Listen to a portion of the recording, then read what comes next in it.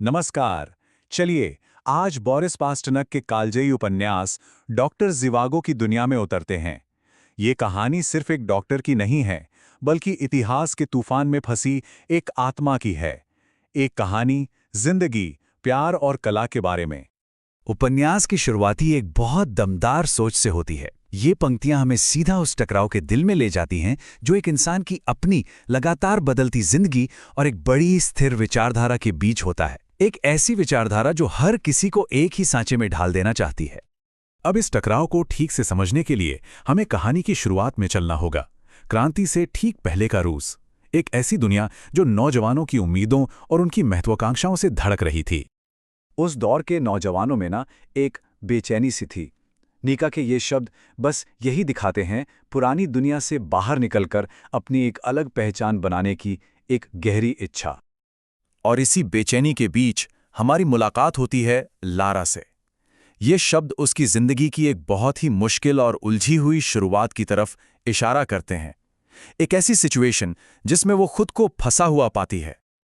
और फिर आते हैं हमारे मेन कैरेक्टर यूरा ज़िवागो, एक ऐसा इंसान जिसका दिल कला और विज्ञान दोनों में बसता है, लेकिन वो समाज की सेवा करने के लिए एक प्रैक्टिकल रास्ता चुनता है, और वो है डॉक्टरी का पेशा। लेकिन इन किरदारों की जो ये निजी दुनिया थी, वो बहुत जल्द एक ऐसे बवंडर में घिरने वाली थी जिसे कोई रोक नहीं सकता था। युद्ध और क्रांति का तूफान दरवाजे पर दस्तक दे रहा था। इस बेचैनी की पहली झलक कुछ ऐसी थी। शुरुआत में ये एक शांतिपूर्ण जुलूस जैसा ही लग रहा था, लोगों का एक समूह जो बस अपनी आवाज दुनिया तक पहुंचाना चाहता था। लेकिन शांति का ये जो नज़ारा था वो पल भर में टूट गया। जुलूस पर हमला हुआ और हिंसा भड़क उठी। ये आने वाली तबाही का एक बहुत ही भयानक संकेत था। ये जो घरेलू हिंसा थी, ये जल्द ही एक बहुत बड़े, एक ग्लोबल संघर्ष में बदल गई। कहानी का रुख अब पहले विश्व युद्ध की तरफ मुड़ता है, जहां इस तबाही की असल कीमत और भी साफ नजर आने लगती है। एक डॉक्टर होने के नाते ज़िवागो युद्ध की इस भयानक हकीकत को अपनी आंखों से देखता है। ये पंक्तियां हमें उस दर्द और इंसानियत के पतन को दिखाती हैं जिसका वो गवाह बना। अब इस पूरी ऐतिहासिक उथल-पुथल के बीच कहानी का असली दिल सामने आता है। एक टूटते हुए समाज में अपने रिश्तों को बचाए रखने का संघर्ष। और यहीं पर कहानी ज़िवागो की मुश्किल को एक सीधे से सवाल में समेट देती है।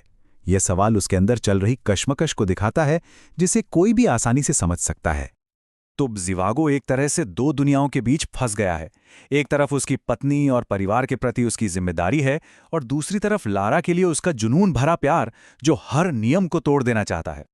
और इतिहास की ये जो बड़ी बड़ी घटनाएं हैं, वो ज़िवागो की जिंदगी को पूरी तरह से बिखेर कर रख देती हैं। युद्ध, परिवार से अलगाव, विद्रोहियों द्वारा कैद। वो एक इंसान के तौर पर इन बड़ी ताकतों के सामने खुद को बिल्कुल बेबस महसूस करता है। जब बाहरी दुनिया पर उसका कोई जोर नहीं चलता, तो ज़िवागो अपने अंदर झांकता है, और यहीं से उपन्यास अपने सबसे गहरे दार्शनिक और कलात्मक सवालों की ओर बढ़ता है। यही ज़िवागो का मूल दर्शन है।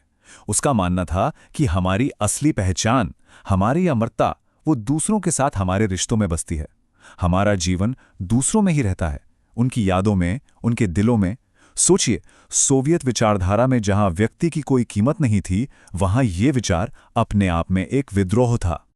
और यही वजह है कि वो क्रांति के इन बड़े बड़े खोखले नारों से इतनी नफरत करता था।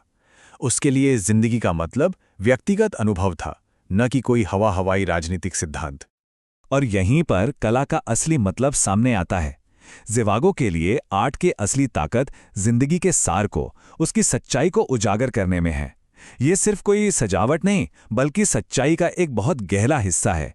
एक ऐसी सच्चाई जिसे बड़ी बड़ी विचारधाराएं अक्सर नज़रअंदाज कर देती हैं। कहानी के आखिरी पड़ाव में जब ज़िवागो की जिंदगी लगभग खत्म हो चुकी है, तो उसकी कविताएं ही उसका आखिरी सहारा, उसकी याद और उसके विरोध का अंतिम जरिया बन जाती हैं। ये पंक्तियां इस ज़िवागो की उस भावना को दिखाती हैं जहां वो खुद को इतिहास के एक बहुत बड़े दुखद नाटक का एक ऐसा किरदार मानता है जो ना चाहते हुए भी अपना रोल निभाने के लिए मजबूर है। उसकी कविताओं में बिछड़ने का, कुछ खो देने का एहसास बहुत गहराई से समाया हुआ है, जो उसके जीवन और उसकी यादों का एक अटूट हिस्सा बन गया था। और आखिर में उसकी कविता लारा की एक बहुत ही जीवंत, एक बहुत ही गहरी तस्वीर पर आकर रुक जाती है। ये दिखाती है कि कैसे कला के जरिए प्यार और यादों को इतिहास के थपेड़ों से बचाकर हमेशा हमेशा के लिए अमर किया जा सकता है। तो सवाल यही उठता है, एक ऐसी दुनिया में जो इंसान को अपनी विचारधारा के हिसाब से ढालना चाहती हो, क्या कुछ नया बनाना, कुछ रचना, क्या कला ही आज़ादी का आखिरी और सबसे सच्चा रूप है? ये एक ऐसा सवाल है जो डॉक्टर ज़िवागो हमारे लिए छोड़ जाता है। इस पर सोचिएगा ज़रूर।